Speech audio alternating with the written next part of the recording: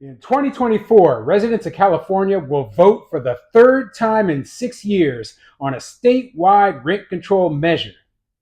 I'm Tony, and this is Real Estate Investing and Landlord News.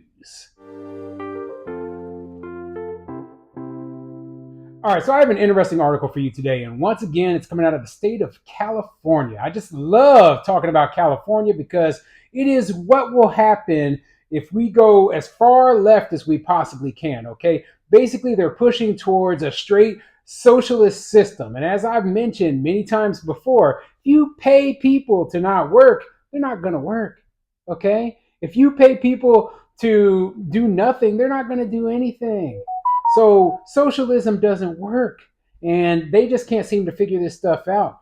They seem to think that, oh, if we implement this program, this will help people, when really it's holding them back. It's holding them back because it doesn't give anyone any incentive to actually improve their lives, to actually, make things better. And it's really keeping everyone in, everyone will be equal. Everyone will be equal, equally broke, equally in poverty. That's what socialism does. And that's why I'm so much against it. So, yeah, they're pushing for rent control again. The last two times they voted on it, it actually failed. I'm surprised, but these rent control supporters are not ever going to stop, not until they get what they want. They're going to keep pushing for rent control until it passes, and it's going to be rough. Okay, there's already rent control measures in place throughout the entire state of California that limit how much the landlords can increase the rent. They don't call it rent control, but that's what it already is. These new rent control measures that they're going to be voting on, they're even more strict. And it's bad news. It's bad news overall. Like I've said, if you are there in California and you're trying to get started in real estate investing, you're making a big mistake. There's so many better places you could invest where you don't have to deal with this nonsense, okay? So before I get into the article, go ahead, hit the like and subscribe button, maybe leave a comment down below, and stand by for just one moment while I bring a message from our sponsor. Are you an aspiring landlord looking to buy your first rental property? Or perhaps you're a small real estate investor with one or two properties and you're trying to move up to the next level. You could use consulting, and I'm offering consulting here through Real Estate Investing and Landlord News. If you're interested, please send me an email at tony@northomahainvestments.com. All right, back to the article. This article is coming from thesungazette.com, and it says, rent control measure hits California's 2024 ballot. Let's get into it. Between now and the next presidential election, opponents and proponents of rent control in the state will again do battle as supporters of Initiative 1942, known as the Justice for Renters Act, gathering more than 800,000 signatures to guarantee the measure will be on the November 2024 ballot. This will be the third time in 6 years a rent control measure will be voted on by California residents. In 2018, voters rejected Proposition 10. In 2020, Proposition 21 met the same fate.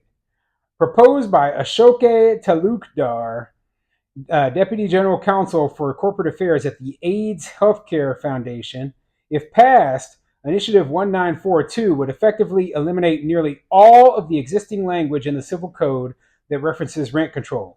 What would remain reads as follows. The state may not limit the right of any city, county, or city and county to maintain, enact, or expand residential rent control. So, as I mentioned before, they already have rent control in the state of California, but what they want to do is they want to remove the exceptions to rent control. They want to make it so that, all the properties that were accepted from rent control before, they end up stuck under this whole rent control nonsense. And it would have a devastating impact on developers, on real estate investors, even small mom and pop landlords who own single family homes would be stuck under rent control, and really it would encourage people to just not invest there. It's just not worth it. Why in your right mind would you want to be in a place where they treat you like such garbage? I mean, already I've been saying that, right? But it will push the few remaining landlords there to leave as well, okay? And there's a lot of people, I say a lot of people are naive. They don't understand the laws and rules and regulations that are in place. I don't think that these landlords are dumb. I just think that they got into it maybe because they inherited a house, or maybe it's a home they used to live in, and they're just like, oh, rather than sell it, I'm just going to turn it into a rental, right? Bad idea. Bad idea. Some of the landlords now, they're becoming landlords because they got locked in at such a low interest rate. Interest rates have increased so much that they really just don't want to sell the property, because they'll hopefully be able to turn a profit in a few years. So I mean, there's so many reasons why people become landlords, but is it worth it? And that's the real question. That's the real question. When I'm reading stories about landlords who've had tenants in their properties for 3+ years in Oakland and haven't been paid rent, that's scary. That's so scary. I'd be like, you know what? I changed my mind. I'm not going to be a landlord here.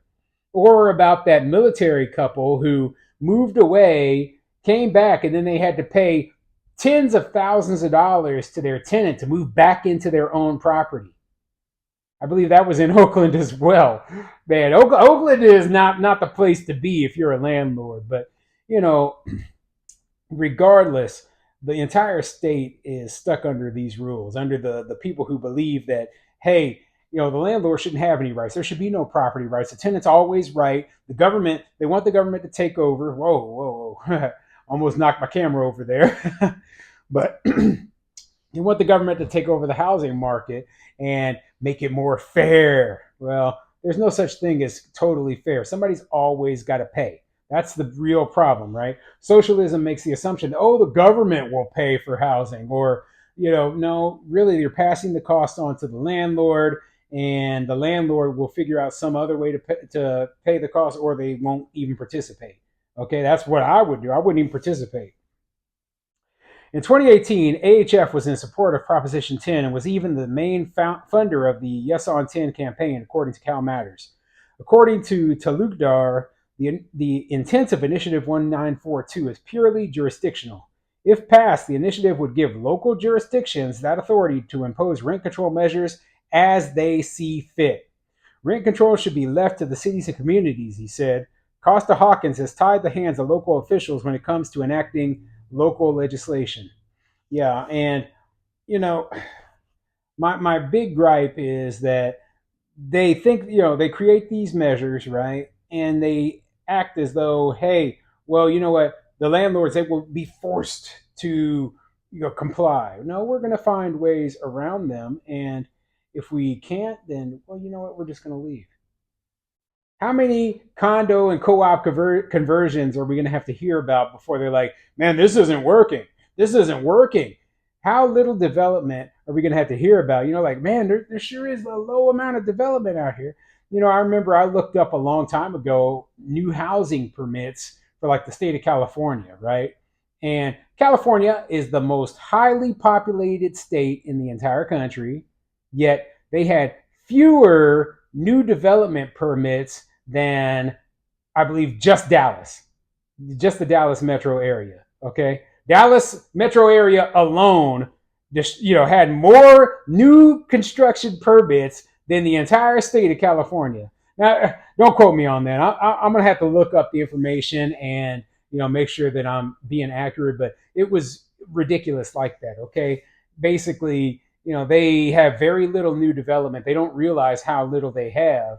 And when you do bring it up, they're like, oh, well, there's other factors involved. And, like, yeah, the biggest factor is your government regulation.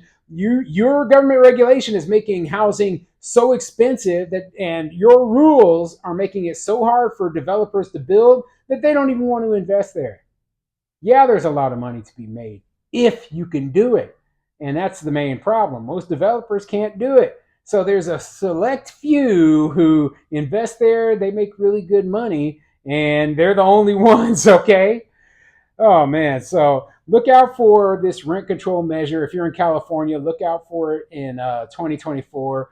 You will see it on the ballot. Hopefully it doesn't pass, but how long, how many times are they going to propose another rent control measure? I mean, this is the third time in 6 years. So every few years, this will come up again until they finally are able to pass it.